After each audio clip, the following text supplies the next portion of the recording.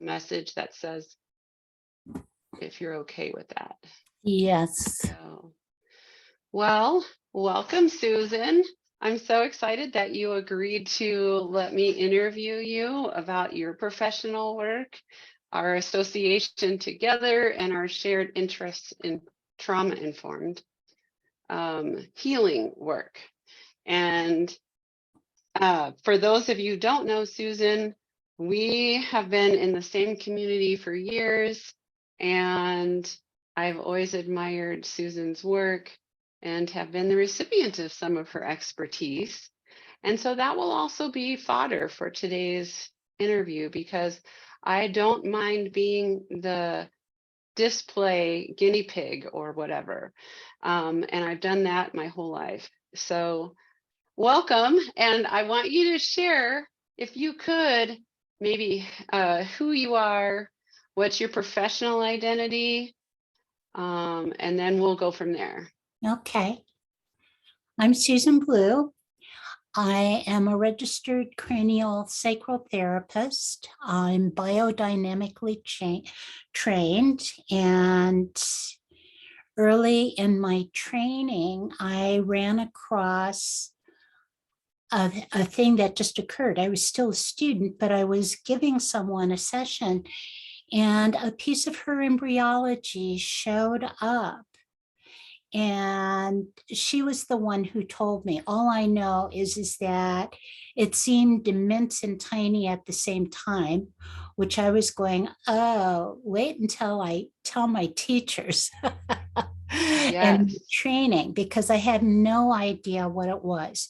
And it was also very wet. And what she came across was she had not even implanted in her mother, but we went through the process of the implantation. While her mother had the flu, she was still smoking, and she was using this cherry codeine cough syrup.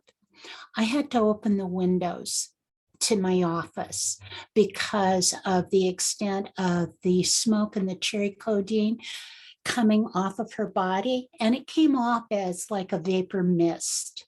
And so I was so thrilled that this could come out of her system in a way that it wasn't hard on her lungs, it wasn't hard on her skin, her kidneys, or anything like that. But obviously it had been held there for a long time, because this particular person was in their early 50s. And that was I want to, yeah, I just think that this is amazing. I've never heard this story before. okay. Well, this is when I knew that I would be doing work with embryology. And the other thing that I ran across was an article in Nexus magazine, which was a holistic magazine out of Boulder, about a woman who was a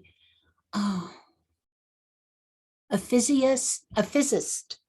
And she was doing tests on the water around 3 Mile Island shortly after that whole toxic spill, that mess. And she was noticing that there was a lot of problems with the aquatic life. And so there was like malformation.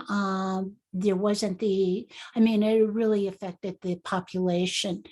And she looked at things, and there were isotonic bonding. So that means that you couldn't put them in a different atmosphere, like warm it up or cool it down, where it would break the chemical bonds and they would separate. And she said there has to be a problem or a solution to this. And in a dream, she got meditation. So she started doing 20-minute meditations, and the covalent bonds broke and became isolated chemicals. And I thought that that was astounding. And somehow or other, I knew that it would be really important in my future work. And I'm still a student. And I'm going, oh boy, this is the itsy bitsy spider. It's like you just kind of keep on going and you let these things have an influence on you, but you don't know. All you can do is really be present to the whole process and let it teach you. And so that's where I started as a student in the biodynamic training.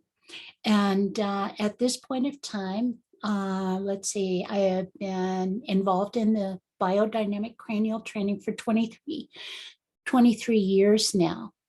And my perception and my sensitivity in terms of like being able to sense what's happening in the body, being able to reflect it back to the body, most of it is very nonverbal. But I will engage verbally with a person and just talk to them about the biodynamic principles, that your breath of life is always there. It's what holds the matrix of your health.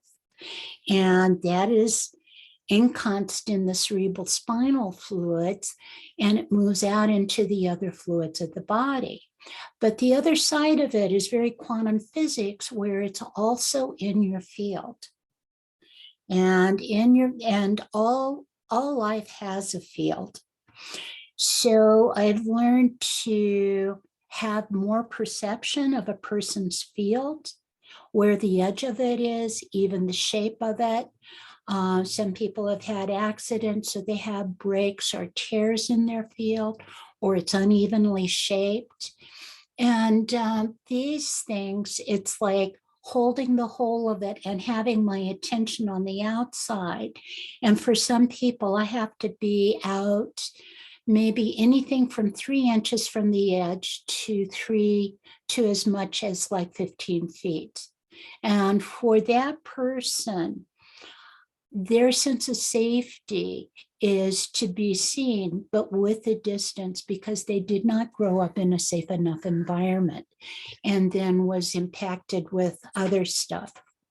I want to help the people who might see this understand how you came to be in this place, to understand and incorporate your healing modalities.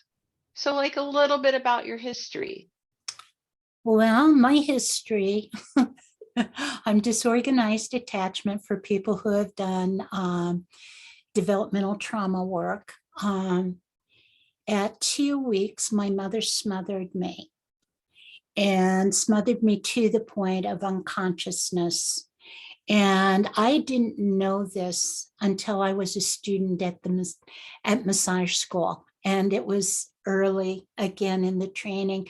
And I went through this thing where I just felt a lot of pressure, couldn't breathe, didn't know what was going on. The next thing I'm crying. And it's our little clinical, and we're just learning effleurage in Swedish. So it's really at the beginning. And I had a teacher who knew how to facilitate what comes up from the body and what's being released.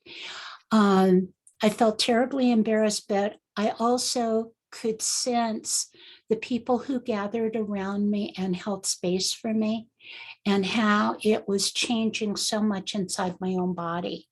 And I don't think I'd ever had much of a sense of safety before.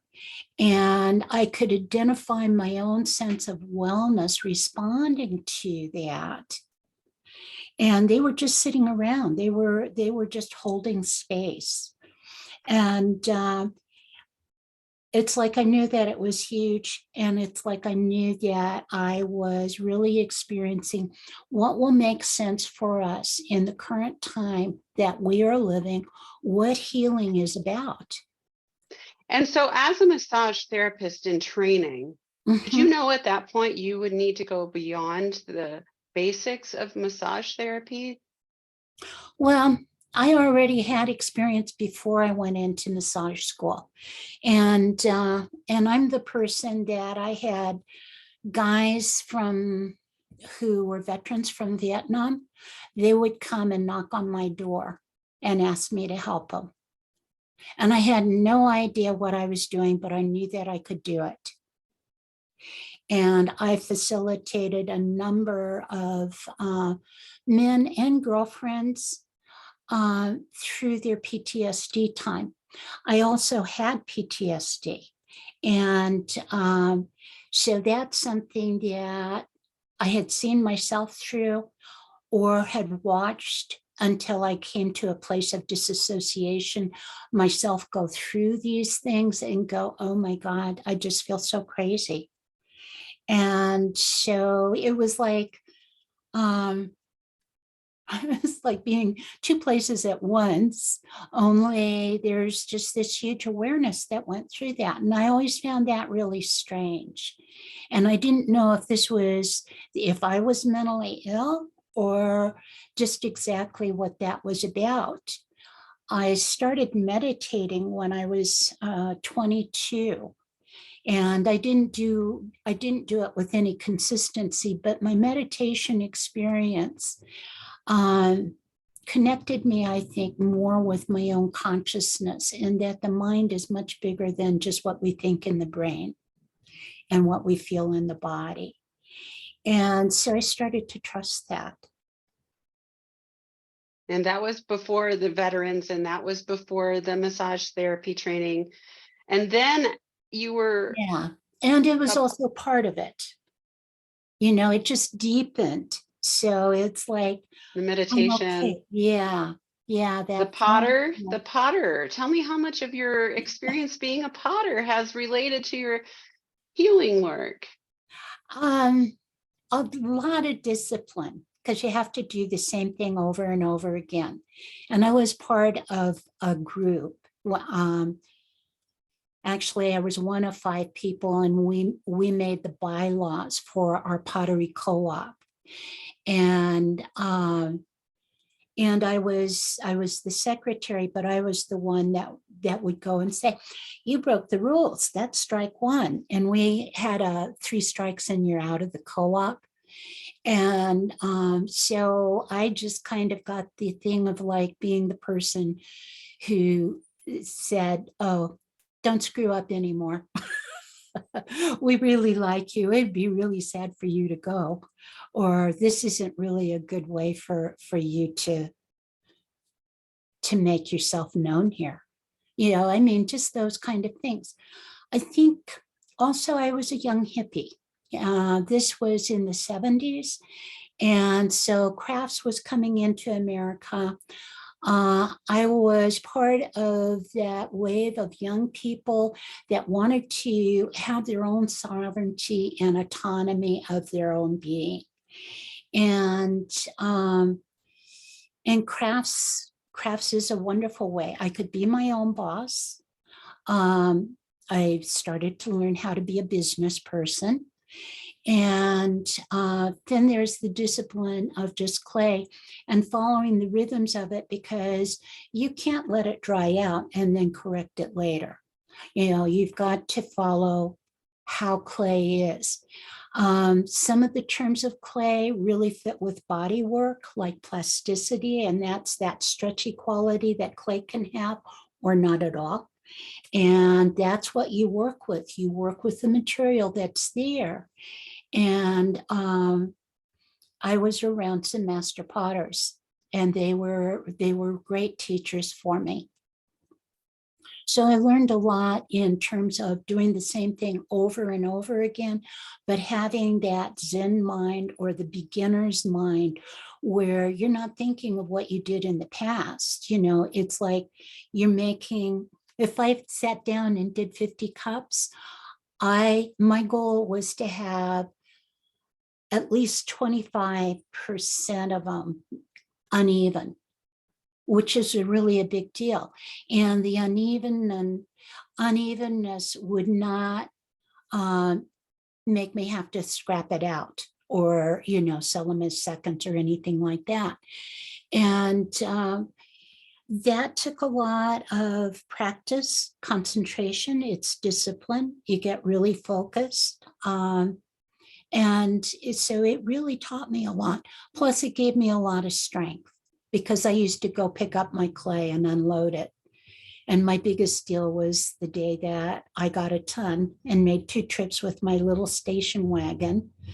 And I had to load it in where I bought it into my station wagon, take it home, unload it, go back, get the other half of it. Same thing. So by the time I got to massage school, I had a lot of physical strength that most of the people in school did not have. Fascinating. Well, I know From in some that. of my history in the Bible, it describes our flesh is like clay, or we're made of Mhm. earth, and so that was an association that I just made asking you that question. Yeah. What I mean, I didn't meet you until later in your career, but we've been associated with each other for several years now. Mhm. And if you could say, like, how has your work ripened over the years and during the times that I've known you, what would you say has been your biggest learning or experience? Well, the pottery was very good. I mean, that was really the beginning because doing the same thing over and over again and just being a blank slate. I want to make a cup that's shaped like this. I'm going to do exactly the same thing. And you do it over and over again, but you stay focused and present. That was a tremendous training for me. And coupled with meditation, and I also became a student of Tai Chi and Qigong. I had a lot of body issues myself. I've had 13 vertebrae surgically fused for a progressive scoliosis when I was 13. And then I had the upper 8 vertebrae refused again when I was 15 because it wasn't holding. And so one of the things that I went through from that time forward was chronic pain in and out of, I would say, a good day was maybe around a 2 or a 3 on a scale of 10, knocked me out with morphine. And then I also became a mother, and my children were less than 2 years apart. So Irish twins. And so that change in the skeletal field really set me up for the worst pain that I had been in. And I couldn't get chiropractic adjustments. It, I didn't realize it, but I did not have a stable lower back from different injuries that I had. Part of it was just I like playing rough and tumble. I was the girl that played football with the boys, and that was all good fun. But you kind of get hurt, and of course, you don't say anything because you get in trouble, maybe. And the other thing is there wasn't much that was really available. There wasn't manual therapy like there is today. There wasn't massage therapy. Chiropractic didn't have the big scope that it has now of understanding the body and being able to do a manual manipulation that would be non-invasive. So, things have really changed. And so just growing through all of that. And the first professional person I met as a massage therapist was a Rolfer. And he did a little talk, and I got to listen to him, and I knew what he was saying. And it reminded me of the work that I did with my children's father, because he was a mountaineer. He had some injuries, some climbing accidents. And so I worked on him. And so there was a lot of dialogue between us. Plus, I'm a person who can feel with their hands what I'm touching or what's underneath the skin. And so it just kept going on. When I got into massage school, I think I had a more holistic presence within me about viewing a person's body. It wasn't just the area that I was working on. And I think a lot of that just came from my own experience of living inside my own body. How my knee was connected to my lower back that wasn't happy. Right. Yeah. So when I got into my 50s, I knew that I needed to retrain and that I would just cause a lot of harm for my body if I continued with the deep tissue therapeutic work that I had been doing for so many years.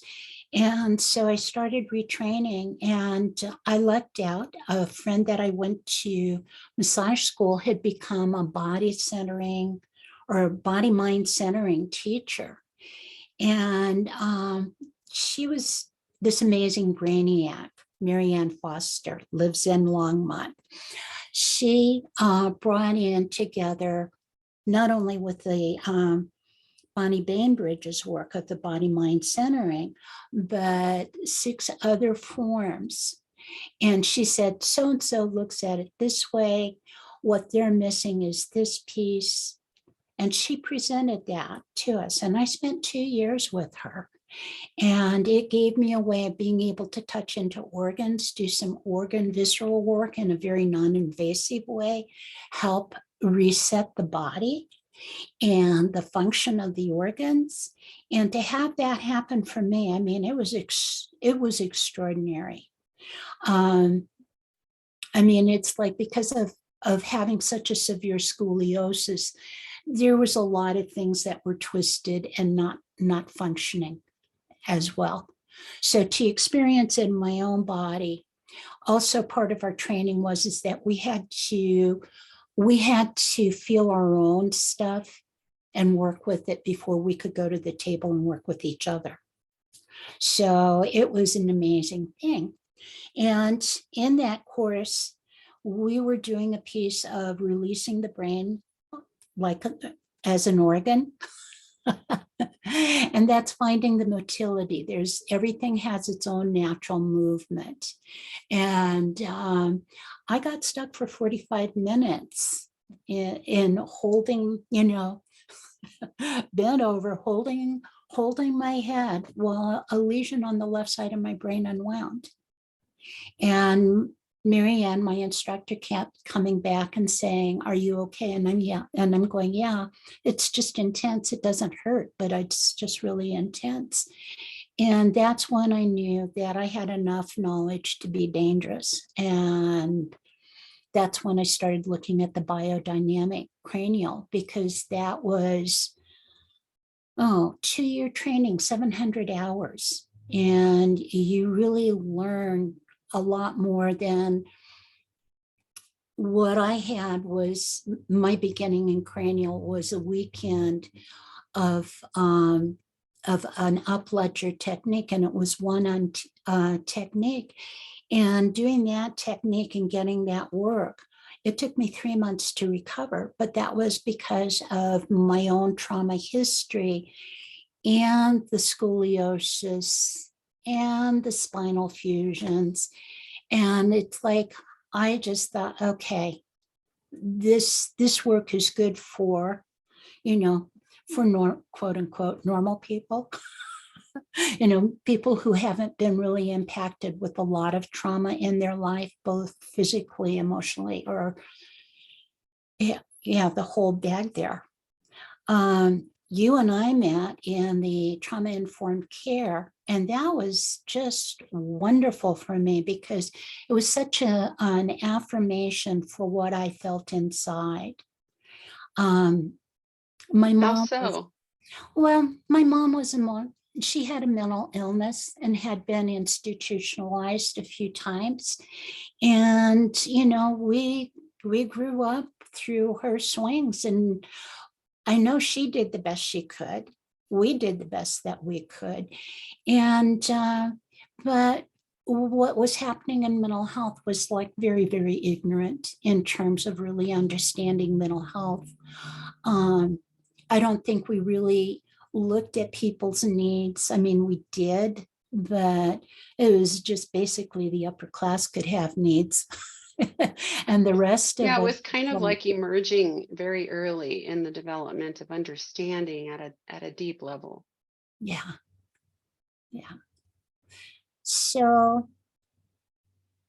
my whole life has really been what's propelled me into where I am. Being a person who survived a mentally ill mom, and being in mining towns that were boom towns. My dad was an engineer, so we were part of the uranium boom.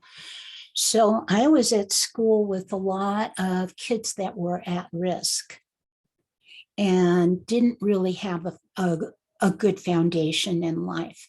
And so going to school was first and second grade was really about learning how to fight and really take care of myself, because little girls were everybody's favorite target. Girls didn't fight, but I was one that did. And, it just, that was a double-edged sword because it made me mouthy, it made me belligerent. Anyway, I was just belligerent. It was like,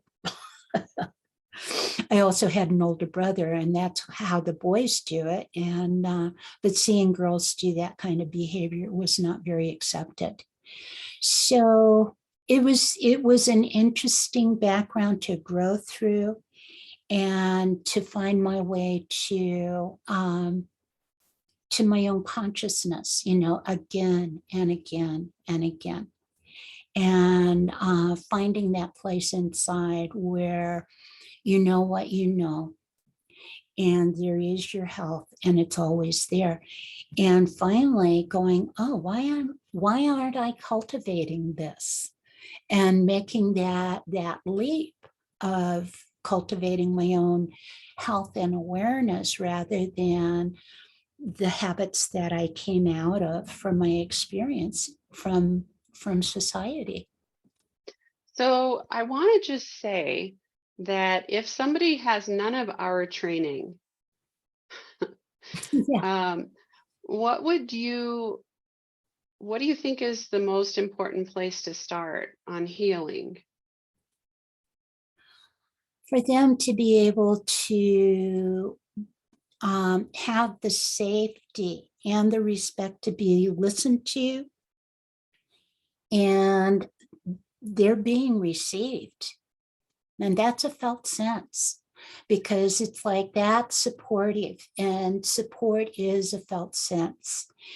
And because people know what they need for healing, and to start the dialogue. And there's many different ways. I think when a person goes to see a therapist, whether it's mental health or massage or any other modality, there's a resonance there. So it gives them a base of like, I think this is something that's going to work for me. And so that's where the dialogue begins. And what I'm really aware of is that we as Americans are pretty, for the most part, not embodied. We're in, I call it the mind bubble. Oh, what do I think about that? So we're not really present with our feelings. And so that keeps us in the conundrum of still looking for how can I have that felt sense of my being received? And when our being is received, one of the things that just naturally opens and starts to happen is that sense of love for yourself, the sense of love that we have for life, the sense of love that we have for the person that can see and hear and respect us.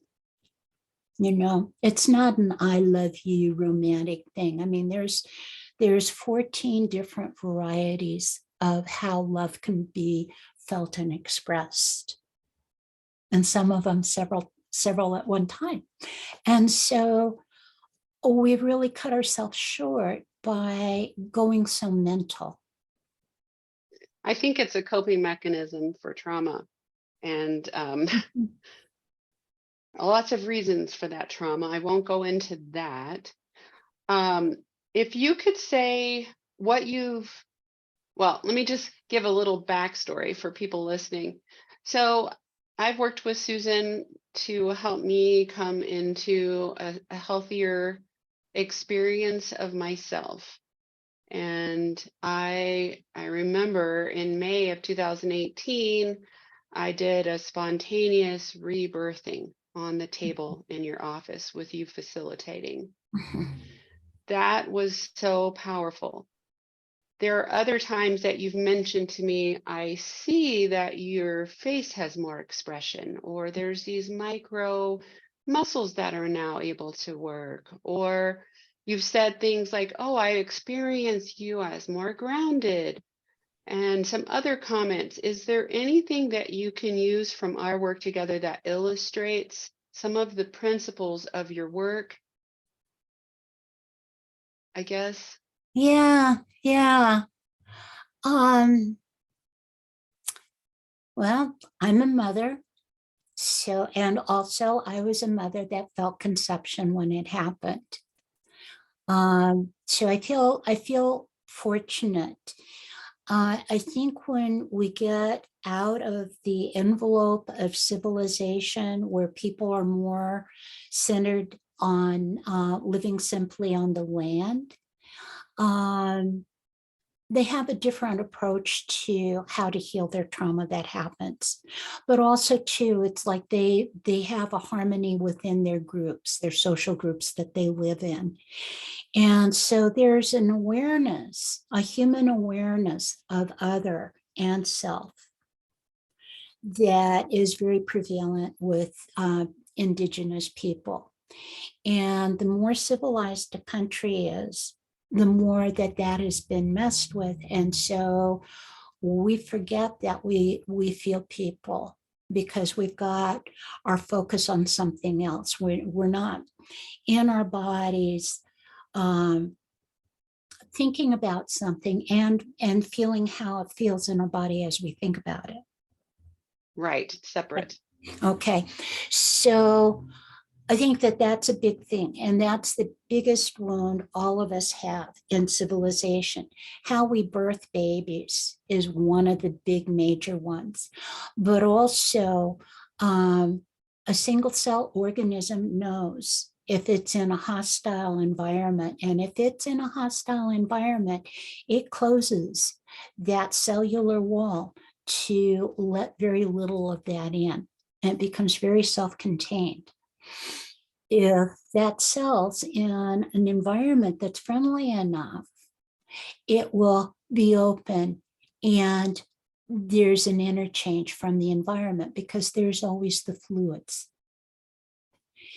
And so that's important. Well, I mean, growing up in mining towns, I kind of grew up, redneck labor class America. And there wasn't much consciousness. And women's health was always just really derided. Women's sensibility was really derided. It's like, why did you need to be so special? And it isn't about the need to be special. It's about the possibility of a different kind of intelligence, and one that's really about holding and giving life and having that life succeed. And that's not exactly a survival thing. And the way I was raised was to survive life. And a lot of the rules were about that. I think we're fortunate to be in a time where we go, okay, we don't have to survive life in the way that we think we do. And we need to tell ourselves a different story because we're not on the frontier. We're like, for some people, we're 2 generations. Some people are now 5 generations because I'm old enough to know, to work with people like that. And so, I mean, that history has its imprint for all of us. because you had to be a can-do person and really kind of like see to yourself and administer your own first aid or to someone else. And we have less and less of that kind of awareness or that sense that we need to have those kind of skills. And but we still have the isolation, the wanting relationship, but not knowing how to settle into ourselves and create that relationship with ourselves. So it allows us a bigger scope of how we have relationship with others. So Yes. it's interesting. Yes. Yeah. Wow. Is there anything that I haven't asked you that you would like to share today?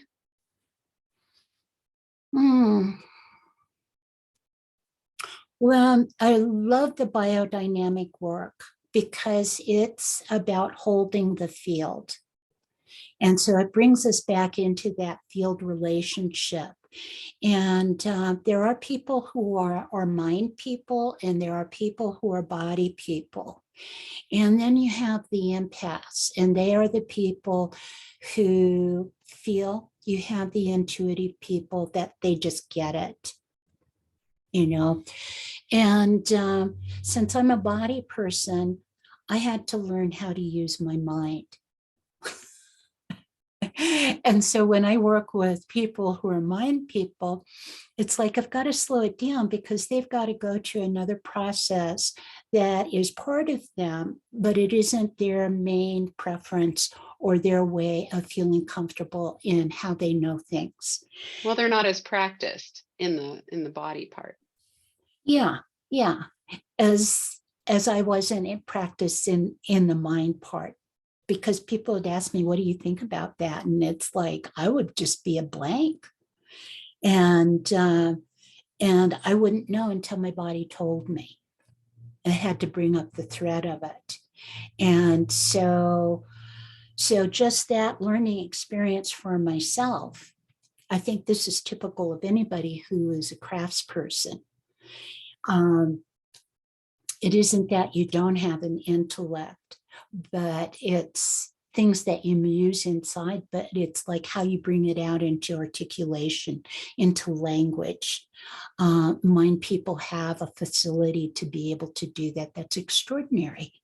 And so there's our great books, our literature, being able to look at something and say things that you're going, oh, it makes like this big discovery inside of you because you see it too.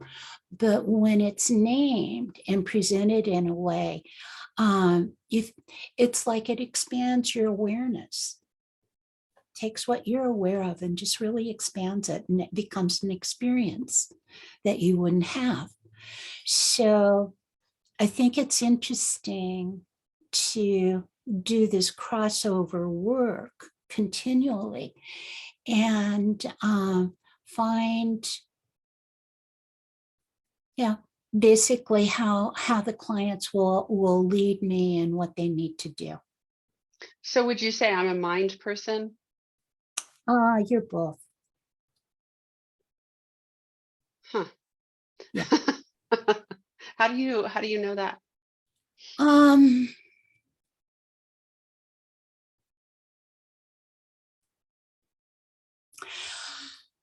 Because I can talk to you on a feeling level and you understand it. I was thinking I was mind because of my parents being educators and growing up with the high value of education. Right. And then also, everything, a lot of study. Not that I would say I'm not a researcher, but I am a people searcher. Yeah. Yeah. So it's an interesting, you were, when you were making this motion, I was like this crossover, and I was wondering what you meant by that. For me, it is a crossover because I am that body person. Yeah, I was very athletic as a kid, and I thought that I would grow up to be a dancer. And And of course, that didn't happen.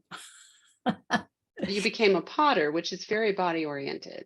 Very body oriented, very hands on. And the nature of craftsmanship is that it's a lot of see it, do it. So it's the repetition of seeing things, and then you just go ahead and do it. For a mind person, they need some kind of cueing for what they're seeing. And people who are more body orientated, they'll watch they'll take cues from the body. Oh, there was a pause there. And then they step forward. But it's just, it's not in your mind that that's happening, but it's just, that's how you orientate. I have a question. Yeah. What would you say has been a major observation of yours from working with me in my healing? Well, I think the greatest gift is that the freeze from your trauma, from losing your your two Triplets. your triplets. Yeah. It really brought a different effect. I mean, it was like, it's like it's like people can have like maybe kind of a stiffness, or they're not very expressive in their face or with their eyes, but yet you feel that they're very friendly towards you. But they don't have a lot of, oh, I'm friendly, that facial or with gestures. And to see the freeze drop out of your system has just been tremendous. I always felt like there was a lot of you there, but it was like behind something is the only way that I could describe it when we first started working, and that was back in our trauma-informed care class. And but I felt like all of us were there with more of us back here in one way or another. And was that in 2016 we did that training? Yeah, I think it was. I think that's when it started. Yeah.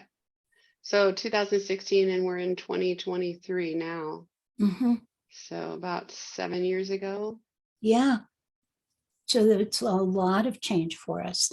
And we shared being in the facilitation group that got the name Heal the Healers. Yes, when we were complete with our academic training. Yeah. And that was really some stunning work, because all of us were really reaching in and really giving each other support in a way that we had never had support before or had given support before. I mean, some of the work that you did, I think there were a couple of people that went through the birth process, and how you were there with them, it brought something out in you that was really wonderful to see. Thank you. I didn't know that. Yeah. Well, it just came up for me. Yeah. Right? I know. Well, some of us don't know what we do, and we don't know when we're doing it, and then somebody notices it. So it's nice to have a witness. If you were to say someone who hasn't done healing work, what you would recommend and how people can get in touch with you if they have questions. Well,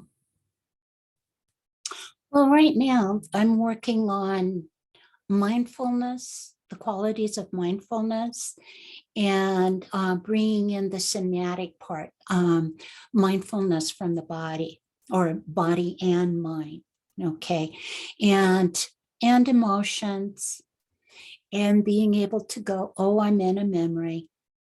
My mind's bringing up this memory, and it's disturbing, but it doesn't belong in my life now. And out of that, this is what I know about the nervous system. It will bring up things from the past that it's ready to have it discharged out of the system. But presence and being aware within ourselves is the way that it unwinds and doesn't stay in the nervous system.